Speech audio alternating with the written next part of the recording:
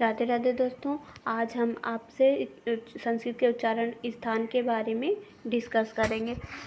देखिए, जैसे कुछ सूत्र दिए गए हैं, उन सूत्रों को अगर हम स्मरण कर लेते हैं तो हमें ये आसान तरीके से पता चल जाता है कहाँ से किसका उच्चारण, कौन से वर्ण का कहाँ से उच्चारण हो रहा है। तो जैसे और हमेशा के लिए याद भी हो जाता है। जैसे अकुह विसर्जनिया नाम कंठा। देखो एकदम आसान है। आ कु हो विसर्जनिया नाम कंठा, मतलब आकार यानी छोटा, और का वर्ग, को का मतलब है का वर्ग, और हा का मतलब है हा।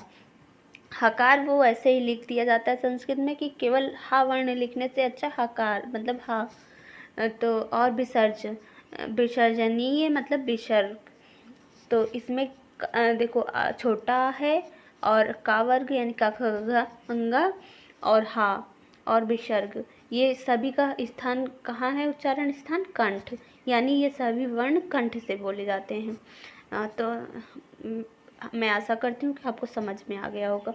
अगर कोई भी डाउट हो, कोई भी दिक्कत हो तो आप कमेंट में ज़रूर लिखिए, मैं और आसान तरीके से बनाने की कोशिश करूँगी। इच्चू सा नाम तालु। ई और चू का मतलब है चा वर्ग, या और ये शा नाम मतलब सा। तो ये इकार यानी ई, चा वर्ग यानी चाचा चाचा इया, यकार मतलब या, केवल या से मतलब है। शकार यानी शा, इनका तालु उच्चारण स्थान होता है। और ये वाले शा को हम क्या कहते हैं? तालव्य शा कहते हैं। ठीक, ये आपको रुक जाइए बता देते हैं। ये शा जो है इसे हम तालव्य शा कहते हैं। तो आशा करती हूँ आपको समझ आ गया होगा। ऋतु शाणाम मूर्धा, यानी रिकार और टावर्ग, टू पीस टावर्ग, और रेप यानी रा, और शकार। इस शा को क्या कहते हैं? मूर्धा, मूर्धन्य शा। तो यानी 3 सा होते हैं। इसी में मैं आपको शा के बारे में बता दूं। जब तालव्य शा कहेंगे तो ये वाले शा को इचु शा नाम तालु, ये वाले शा का स्मरण कीजिएगा। और जब मूर्धन्य शा कहेंगे तो ये षटकोण वाले शा का स्मरण कीजिएगा। तो जैसे रिकार यानी री, टावर्ग यानी टाटा, रेप यानी रा, और शकार यानी मूर्धन्य शा।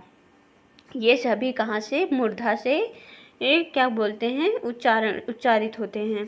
अब लितुल शानाम दंता, यानी लिकार, लिकार यानी ली, और तावर्ग यानी ताथा ददना, लकार यानी ला, शकार यानी इनका मतलब शकार यानी शा। ये शा क्या है? दंतव्य शा है।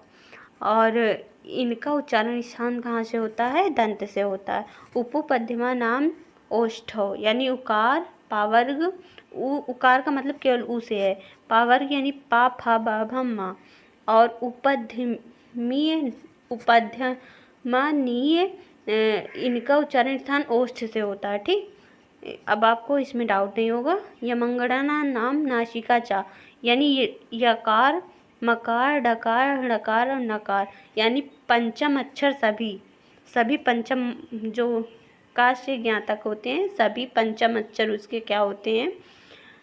नासिका से उच्चारित होते हैं। मैं आशा करती हूँ आपको समझ आ गया होगा। अभी आगे मैं बढ़ती हूँ। हाँ, ए दैतो कंठ तालु। ए और ए का उच्चारण स्थान कहाँ से होता है? कंठ तालु से होता है। ए का ए कैसे बना हुआ है? आ और ई, ए। तो आ कहाँ से? आ कंठ से, और ई का तालु से। तो इसलिए बन गया है, ये क्या हो गया? तालु से इसका उच्चारण स्थान हुआ। ऐसे हो जाएगा।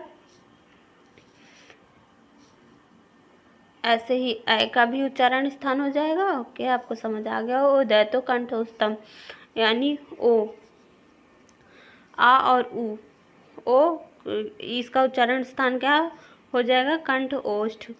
उपपद्यमा नाम ओष्ठो जानते ही हैं आप लोग। ओ ऐसे मिलके आ और ऊ से मिलके बना है ओ ना। वकारस्य दंतोष्ठव। इसको आप याद किए रहेगा, ये बहुत एग्जाम में आता है। वा क्या है, दंत और ओष्ठ दोनों से हुआ है इसका उच्चारण स्थान। जीवा मूल्य से जीवा मूल्यम, जीवा मूल्य का उच्चारण जीवा मूल से हुआ है। हाँ, अनुसार नासिका चा, अनुस्वार नासिका, अनुस्वार जितने भी हैं अंग आहा, इनका उच्चारण स्थान नासिका से हुआ है। का खा इति का खाभ्याम प्राग अर्ध विसर्ग सदस्यो जीवा मूल्यम।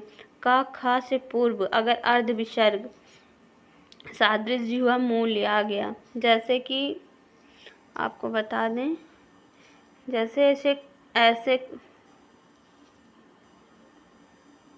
ऐसे करके ऐसे फिर का रहता है, ये जीवा मूल्य का क्या है, चिन्ह है। इसको मतलब आधा का माना जाता है। ऐसे खाली घुटेगा तो आधा खा, तो ये सब जीवा मूल से इसका उच्चारण स्थान हुआ है। ठीक। और पा फा इति पभव्यम प्राग अर्ध सदृश उपपद्यम्न उपपद्यमानीयः।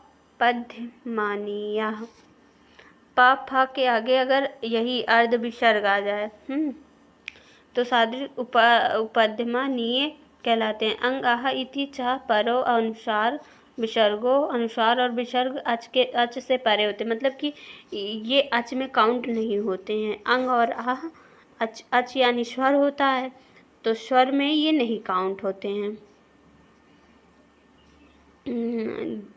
हाँ, जयतु संस्कृतम, पठतु संस्कृतम, वदतु संस्कृतम, लिखतु संस्कृतम।